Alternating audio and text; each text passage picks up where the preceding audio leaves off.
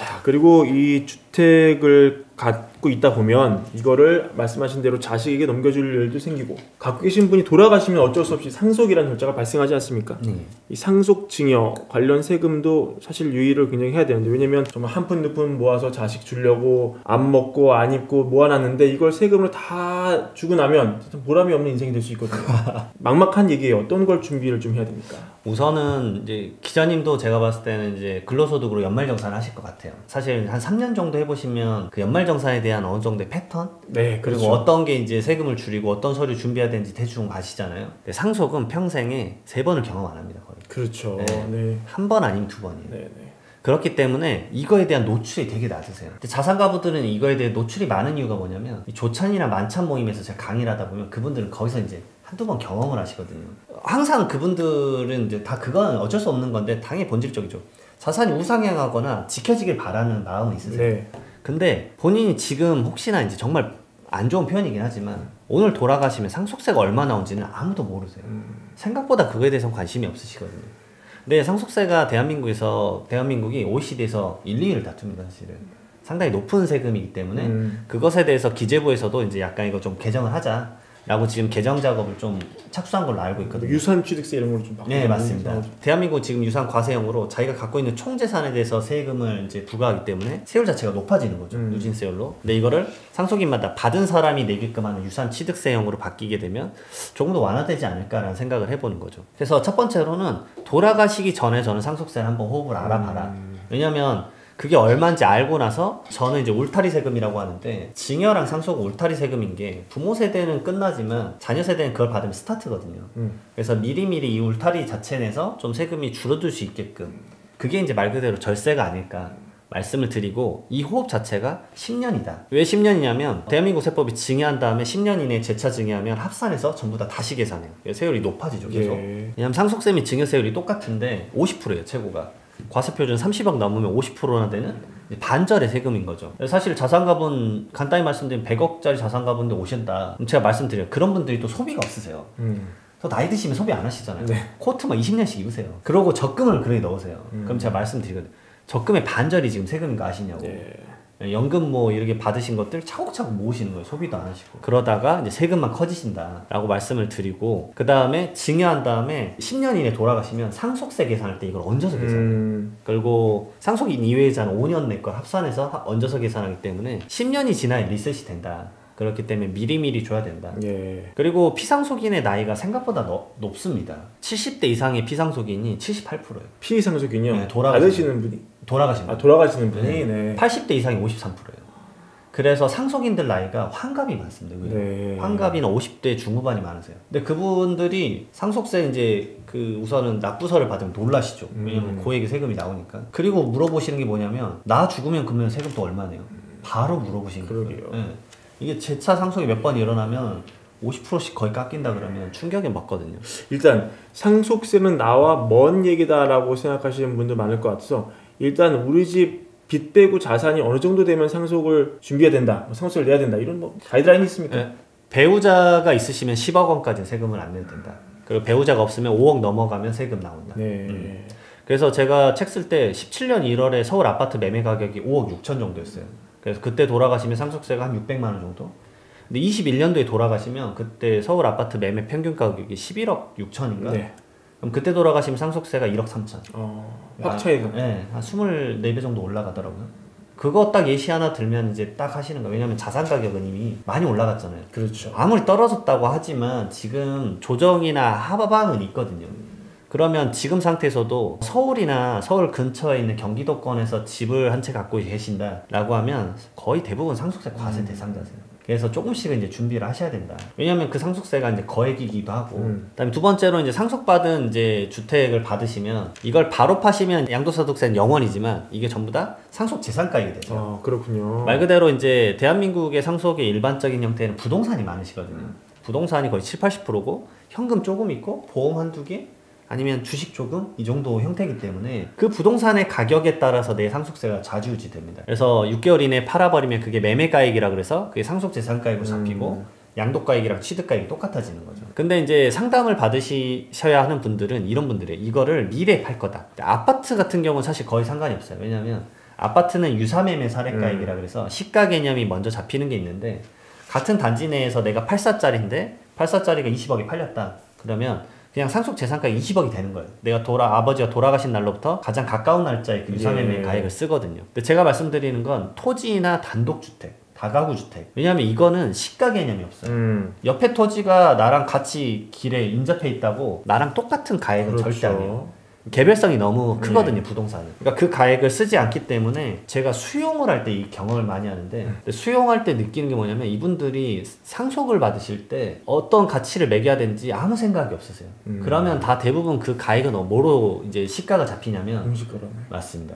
공시지가로 잡혀요. 왜냐면 시가라는 개념이 없으면 보충적 평가 방법인 대표적인 기준시가로 잡히거든요. 근데 이걸로 잡히면 토지 가격이 형편없이 낮거든요. 근데 그때 이제 이런 지식들을 하나만 알면 도움이 되는 거죠. 예를 들어서 그 배우자가 있고 돌아가셨는데 어차피 그러면 말씀드렸지만 배우자가 있으면 10억 원까지 세금을 안 내잖아요. 내가 아버님한테 받았던 그 토지가 5억인 거예요, 기준시가가. 예. 근데 이거를 이제 5억 원에 그냥 아무 생각 없이 받았어요. 그리고 미래에 이 토지가 팔려요. 근데 10억에 팔리는 거예요. 그러면 이 5억 원이 취득가액이 되고 10억 원이 양도가액이 돼서 양도소득세가 한 1억 9천? 근데 만약에 이 지식 감정평가라는 게 있어요. 그러니까 감정평가는 말 그대로 내가 유사매매나 이런 게 없을 때 내 시가를 올리는 개념이거든요. 감정평가사라는 전문 직군을 활용을 해서 그 감정평가서를 받으면 그게 법에서 인정해준 시가가 되는 거거든요. 그래서 제가 이번에 썼던 책 공저자인 이제 뭐 김강산 평가사나 이런 분들과 협업을 하는 거죠. 네. 그래서 그분들이 감정평가를 예를 들어서 8억을 해줬다. 그래도 어차피 상속세는 10억 원까지는 영원이니까 세금은 어차피 안 내요, 상속세는.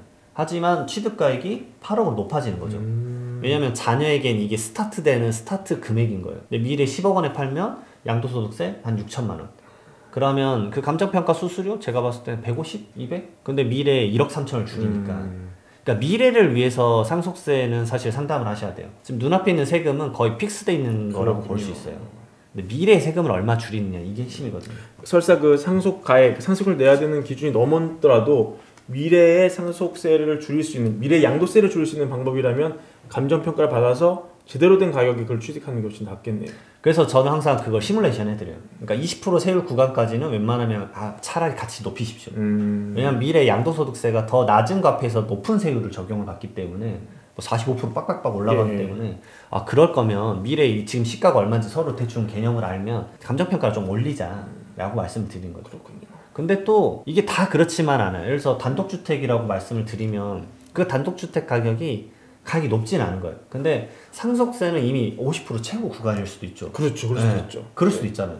그러면 그 단독주택을 무주택자인 자녀가 받은 다음에 말 그대로 개별주택 가격이나 공시지가 좀 싼 걸로 받은 다음에 본인이 1세대 1주택 비과세로 만들어서 팔아버리면 돼요. 왜냐면 12억 원까지 어차피 비과세니까. 그렇네요. 네. 그때는 또 낮게 받는 게 유리하네요. 맞아요. 그리고 예를 들어서 부모님이 농사를 지었었다. 그러면 농사 지은 토지를 받으면 이 8년 이상 농사를 지으면 자경감면이라는 걸 받거든요.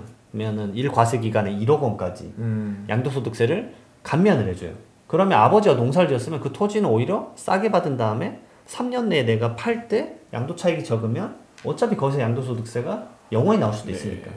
그러니까 이게 복합적으로 이 부동산의 성질에 따라서 어떤 세금의 혜택이 적용되는지를 미래 시뮬레이션을 돌려줄 수 있어야 돼요. 어떨 때는 감정평가를 받아서 제값을 받는 게 유리하고 어떨 때는 싸게 받는 게 유리한 경우도 있는 거네요. 네. 그래서 저는 무조건 감정평가를 이제 탁상감정이라고 해서 예정되는 가치를 받아본 다음에 시뮬레이션을 다 돌려줘요. 부동산마다. 그러면 좀 더 이제 그 사람에게는 의사결정에 도움이 되는 거죠. 이 상속 증여 돌아가시 전에 미리 자녀들 혹은 부모님들이 준비해야 될 그런 절세 방법 이런 것도 있습니까? 우선은 저는 이제 그 다음에 세무조사를 한번 경험해 보시면 이런 금융 습관을 조심해야 되구나 라는 걸 배우게 되는데 상속세는 세무조사를 100% 하게 되어 있습니다. 법에 적혀 있어요. 100%예요. 왜냐하면 상속세라는 건 결정 세목이거든요. 국세청에서 결정을 내려줘야 세금이 끝이에요. 내가 상속세 신고서 넣었다 끝이 아닙니다. 신고서 넣고 9개월 내에 원래 세무조사하게 돼 있어요.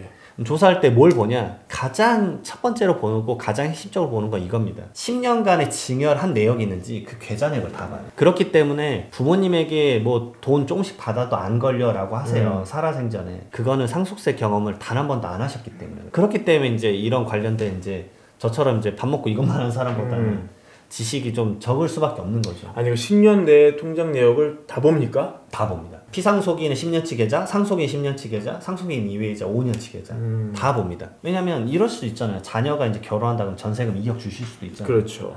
근데 사실은 그게 전세금을 받을 때 부모님 이름으로 전세 계약을 하는 경우는 없어요. 왜냐하면 확정일자를 받아야 되기 때문에 사는 사람이 그렇죠. 전입신고도 해야 되고 네. 그러면 자녀 이름으로 그걸 쓸 거거든요. 그러면 자녀가 그 돈을 미래에 돌려주지 않는 이상에는 증여해요. 대부분 안 돌려주거든요. 결혼했으니까 주겠다. 그렇죠.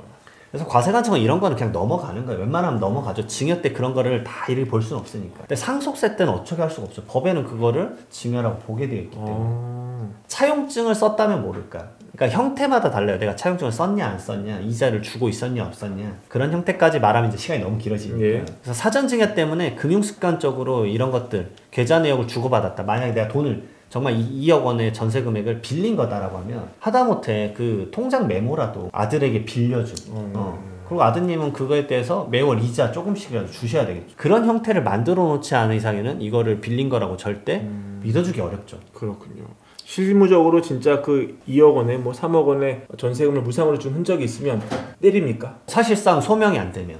왜냐면 그 기간이 대부분 눈앞에 있을 때는 아닐 거예요. 8년 전일 거예요. 그렇죠. 그리고 분명 그 자녀는 그 자금으로 다음 전세로 이사가고 그렇겠죠. 자산 형성을 이룬 형태들이 있을 거거든요. 그럼 결국 그거는 이제 증여지 않습니까? 받아서 그 자산을 충분히 활용한 거고 그에 대한 반대급부를 사실상 부모님에게 준 건 하나도 없고 계좌의 역방향이 하나도 없을 테니까. 그러니까 이런 이제 금융 습관을 세법적으로는 이런 게 좀 있구나라고 좀 주의를 하셨으면 좋겠어요. 네. 그래서 저는 가장 최악이 돌아가시기 직전에 부모님 계좌에서 돈을 이렇게 급하게 이체하시는 거. 부질없으시군요. 네, 부질없습니다. 사실 금방 확인이 되기 때문에. 그렇다 막 출금을 하세요. 출금하는 것도 사실 잡아내려 치면 사실 너무 쉽기 때문에. 근데 그 출금해서 진짜 자식이 아닌 제3자한테 갔으면 이게 뭔진 자식 입장에서 알기가 어렵잖아요. 이럴 때는 그런 경우에 당황스럽죠. 어떻게 합니까? 그래서 추정 상속 재산이라 그래서 1년 내 2억 원, 2년 내 5억 원까지 소명 안 되는 금액이 이 이상이면 거기에 대해서는 추징을 하지만 그 금액 이하면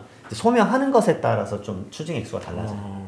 그러니까 1년 내에 2억 원 이하다. 돌아가시기 전 기준으로. 예. 2억 원 이하여도 그게 너무 자녀에게 간 게 뻔해요. 출금됐는데 출금되고 한 20분 있다가 자녀 계좌에 갑자기 그 금액이 입금이 된다거나. 네. 너무 명확하지 않습니까? 그러게요. 아니면 자녀가 경제적 능력이 없는데 갑자기 자동차가 생겼어요. 그러니까 뭔가 그런 이제 시그널들이 있으면 그걸 잡아내는 게 이제 어렵진 않다.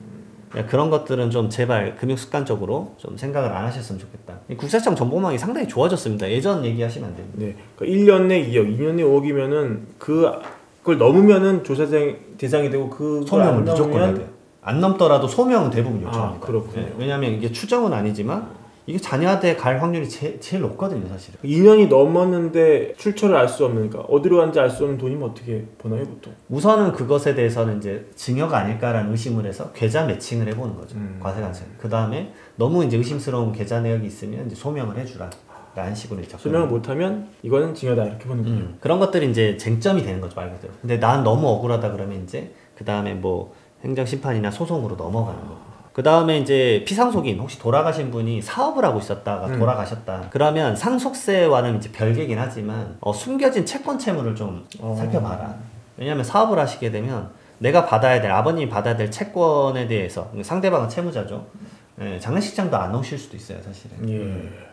그걸 이제 받아내야 되잖아요. 말 그대로 상속 재산이니까. 그렇죠. 그다음에 아버님이 갚아야 될 돈이 있어요. 예. 근데 아버님이 사실 통장에 찍힌 거 3천만 원이에요. 갚아야 되는 게 3천만 원인 줄 알았는데 갑자기 그분은 오셔서 5천만 원 빌려갔었다 라고 했을 때 과연 이거 이제 어떻게 해결해야 될 것인가. 그런 것들이 있기 때문에 하다못해 이제 상담을 받으시는 거예요. 왜냐면은 저는 이제 계좌 내역을 다 살펴본 다음에 제3자에게 간 그런 큰 금액이 있을 거잖아요. 그러면은 이 금액이 누군지 찾아봐라. 그러니까 이게 상속세 문제가 아니라, 왜냐면 제3자에게 무턱대고 무상의 증여할 일은 거의 없거든요. 그렇죠. 네, 자녀나 배우자 아니고서야는 넘어가봤자 형제 정도니까. 그러니까 이게 제3자면 알고 봤더니 사업적으로 만나시는 분이다. 3천만 원을 줬었다. 반대급부인 뭔가를 받았었나? 이런 것들 이제 확인해 보라는 말씀이시죠. 그래서 사실 이거 이외에도 상속세 상담이나 이런 것들을 해야 되는 사항은 많은데 사실 이 정도만 얘기를 들으셔도 큰 도움이 되실 것 같습니다. 알겠습니다. 오늘 세무사님 모시고 굉장히 현실적이고 중요한 얘기를 많이 좀 해왔습니다. 우리 또 댓글로 추가 질문 좀 남겨주시면 또 한번 모셔가지고 다른 내용 좀 다뤄보도록 하고요. 오늘 콘텐츠는 이것으로 마무리하도록 하겠습니다. 나와주셔서 감사합니다. 네, 감사합니다.